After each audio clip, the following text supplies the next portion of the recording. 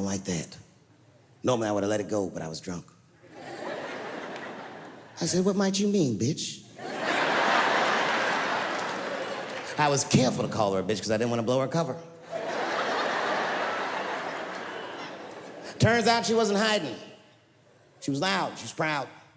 She let me have it in front of everybody, screaming at me all the talking points from that article. You transphobic, this and that. Kept clapping her hands in my face. Let me tell you something. I said, where you learned this from? Black bitches kept doing, let me tell you something, honey.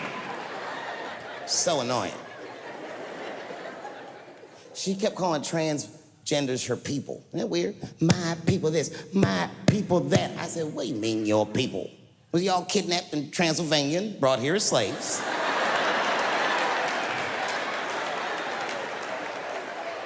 She said, my people have struggled for decades, honey. Decades. And I looked at them gay black dudes like, is there anything you niggas need to tell this bitch? Clifford.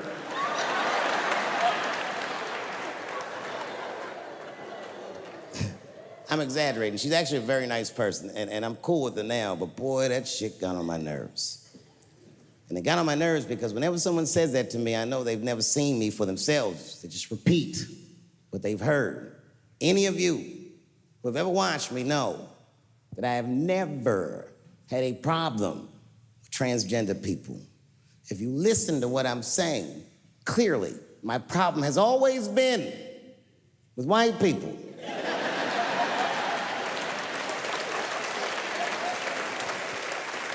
I have been arguing with the whites my entire career. And just when I thought I had you guys on the ropes, you changed all the rules. Oh, yeah? Yeah, motherfucker. Well, I'm a girl now, nigger, and you must treat me as such. Call me a girl, nigger. It's annoying as fuck. No. Go back tonight after the show. Watch every special I did on Netflix. Listen to everything I ever said about that community. I'll go through them. I said, how much do I have to participate in your self-image? I said, you shouldn't discuss this in front of black people. I said, I know niggas in Brooklyn that wear high heels just to feel safe. I asked you, why is it easier for Bruce Jenner to change his gender than it is for Cassius Clay to change his name? If you listen to what I'm saying, I'm not even talking about them, I'm talking about us, and they don't listen. It's very annoying. And they've canceled people that are more powerful than me. They canceled J.K. Rowling. My God, J.K. Rowling wrote all the Harry Potter books by herself. She sold so many books, the Bible worries about her. And they canceled her because she said in an interview, and this is not exactly what she said, but effectually, she said gender was a fact. And then the trans community got mad as shit. They started calling her a TERF. I didn't even know what the fuck that was. But I know that trans people make up words to win arguments. So I looked it up. TERF is an acronym. Stands for Trans Exclusionary Radical Feminists. This is a real thing. This is a group of women that hate transgender. They don't hate transgender women, but they look at trans women the way we blacks might look at blackface. It offends them. Like, ooh, this bitch is doing an impression of me.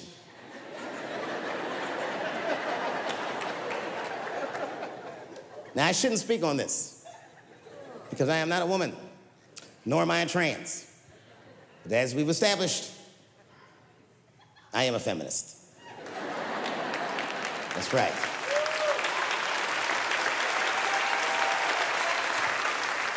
I'm Team TERF. I agree, man. Gender is a fact. You have to look at it from a woman's perspective. Look at it like this. Caitlyn Jenner, whom I've met, wonderful person, Caitlyn Jenner was voted Woman of the Year. Her first year as a woman. Ain't that something? Beat every bitch in Detroit, she's better than all of you. Never even had a period, ain't that something? Oh, I'd be mad as shit if I was a woman. I'd be mad if I was me. If I was in a BET Awards sitting there and they're like, and the winner for Nigger of the Year, Eminem, my man.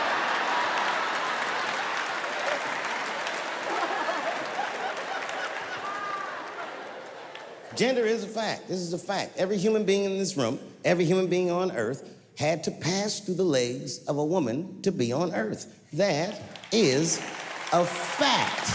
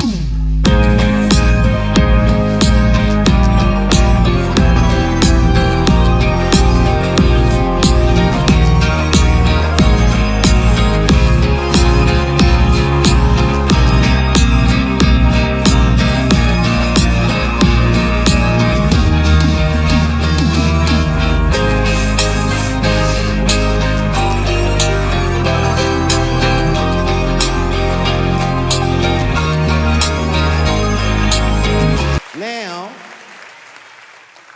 I am not saying that to say that trans women aren't women. I am just saying that those pussies that they got, you know what I mean?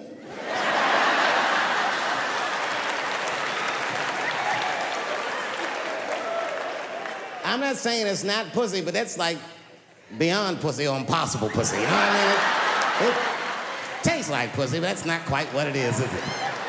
It's not blood, that's beet juice.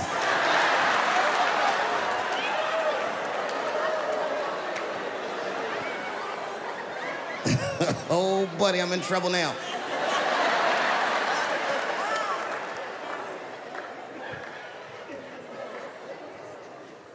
Before I go, I want to share this story with you because it's important to this point.